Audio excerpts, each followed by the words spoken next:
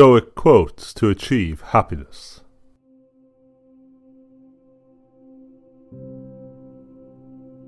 The fundamental delusion. There is something out there that will make me happy and fulfilled forever.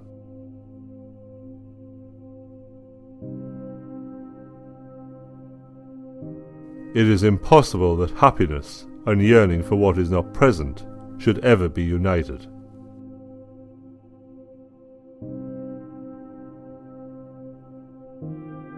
When you transform your mind, everything you experience is transformed.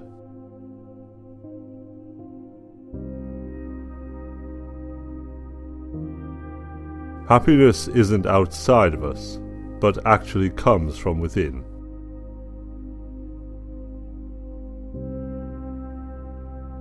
I am happy because I want nothing from anyone. I do not care for money. Decorations, titles, or distinctions mean nothing to me. I do not crave praise. The only thing that gives me pleasure, apart from my work, my violin, and my sailboat, is the appreciation of my fellow workers.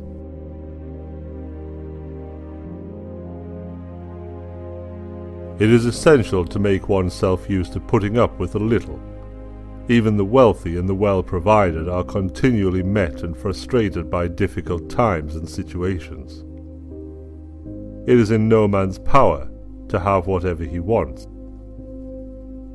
But he has it in his power not to wish for what he has not got, and cheerfully make the most of the things that do come his way.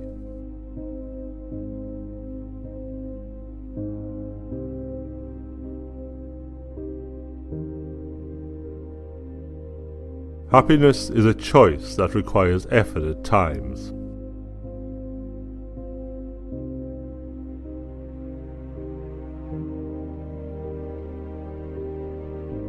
Never have I put my trust in fortune, even when she appeared to be offering peace. All those gifts she bestowed on me in her kindness, money, position, influence, I stored where she would be able to reclaim them with no disturbance from me.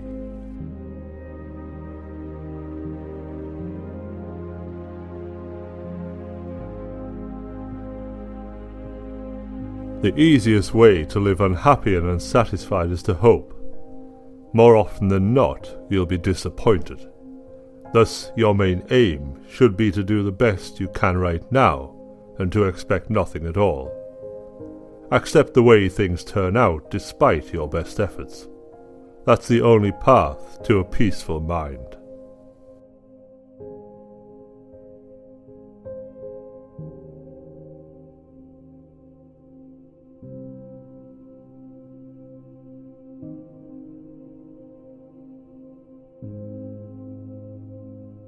When you internalize that the source of your satisfaction is within you, not without, you are then prepared to receive bliss that never ends, because it does not rely on the ever-changing external circumstances.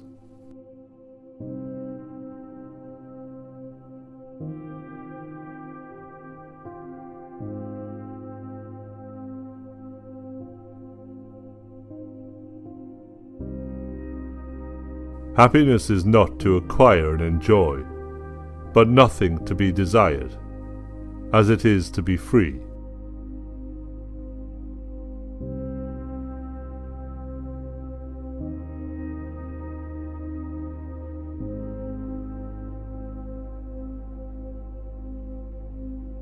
Contentment doesn't mean you stop improving your situation. In fact, it has nothing to do with your external situation. It is a state of mind in which your happiness does not depend on external circumstances. It is the absence of neediness. You become self-sufficient.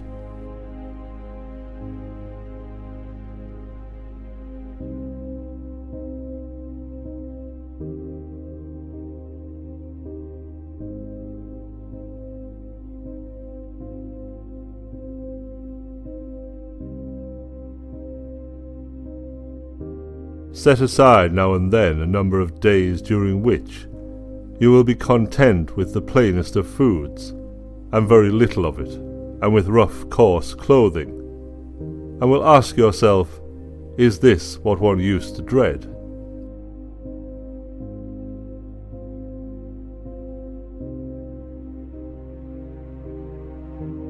The thicker the skin, the happier the man.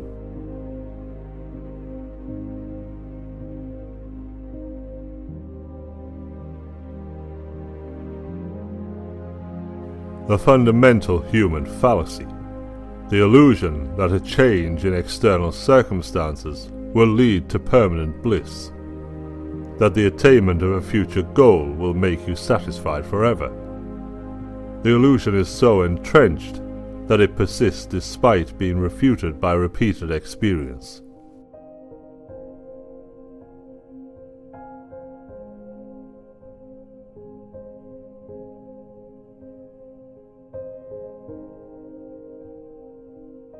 The secret of happiness, you see, is not found in seeking more, but in developing the capacity to enjoy less.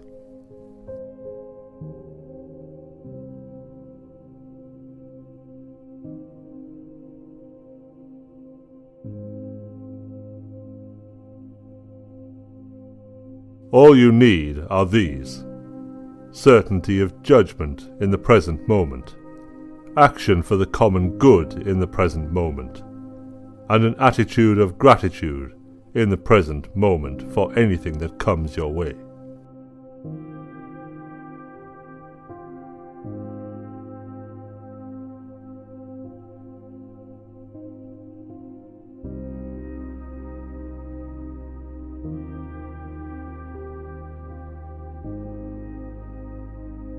So, concerning the things we pursue, and for which we vigorously exert ourselves, we owe this consideration. Either there is nothing useful in them, or most aren't useful. Some of them are superfluous, while others aren't worth that much. But we don't discern this, and see them as free when they cost us dearly.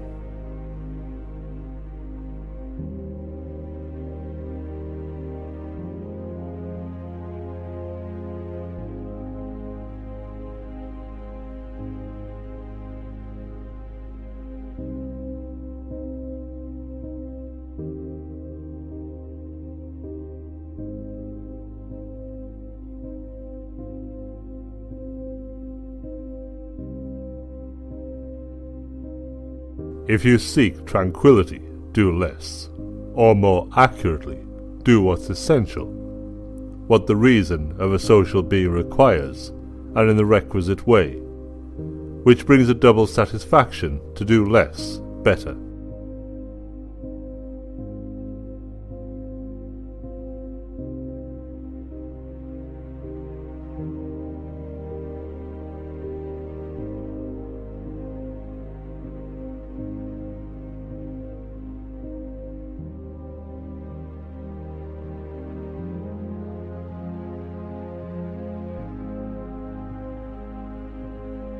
Expectation is the only seed of disappointment.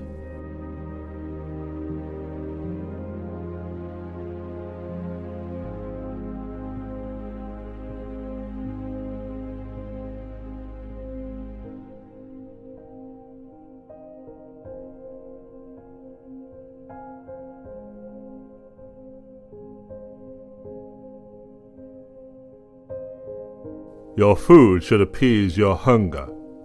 Your drink quench your thirst. Your clothing should keep out the cold. Your house be a protection against inclement weather. It makes no difference whether it is built of turf or of variegated marble, imported from another country.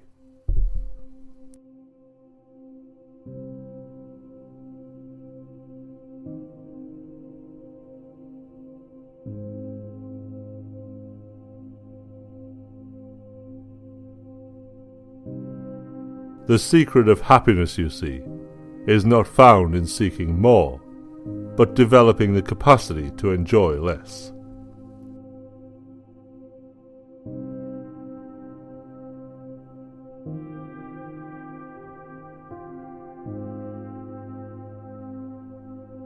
The most important reason to live in the moment is nothing lasts forever. Enjoy the moment while it is in front of you. Be present. Accept life for what it is, a finite span of time with infinite possibilities.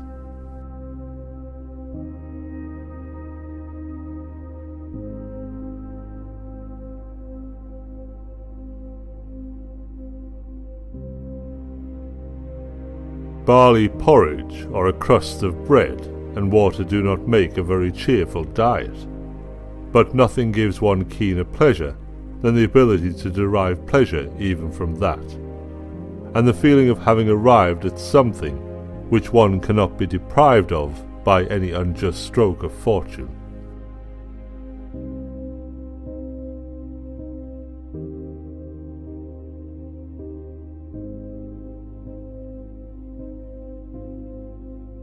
We humans are unhappy in large part because we are insatiable.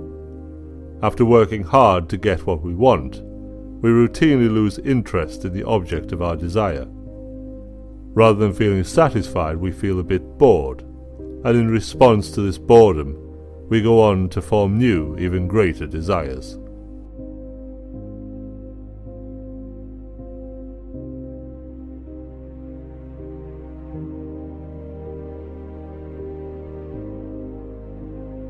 To love only what happens, what was destined, no greater harm.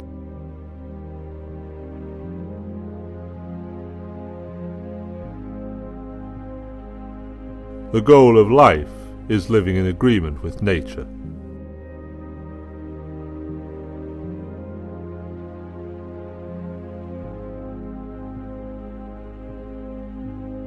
Because most of what we say and do is not essential, if you can eliminate it, you'll have more time and more tranquility.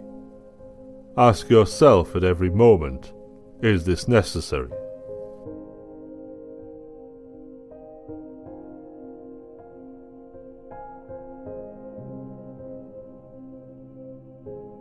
A man thus grounded, whether he wills or not, necessarily will be attended by constant cheerfulness and a joy that is deep and issues from deep within, since he finds delight in his own resources and desires no joys greater than his inner joys.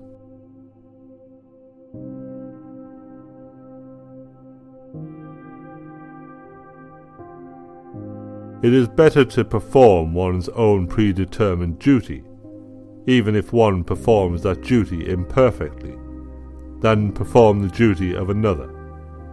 When one performs his own predetermined duty in accordance with one's nature, one does not incur any sin.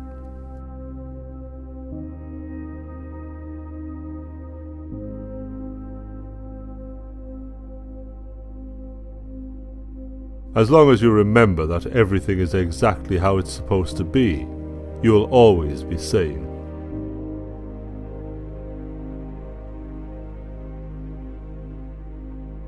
Don't demand or expect that events will happen as you would wish them to.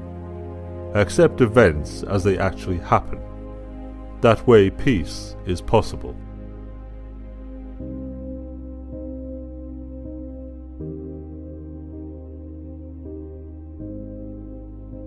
Amor fati, love your fate, which is in fact your life.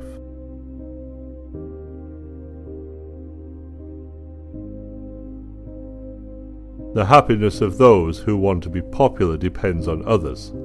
The happiness of those who seek pleasure fluctuates with moods outside their control.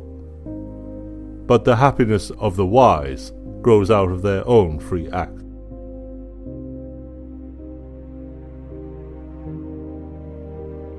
Getting more of something has not satisfied anyone. It will not satisfy you either. It will only increase your discontent. He who has little can be content, but not the one who has a lot. The more one attains, the higher the expectations, and the greater the discontent.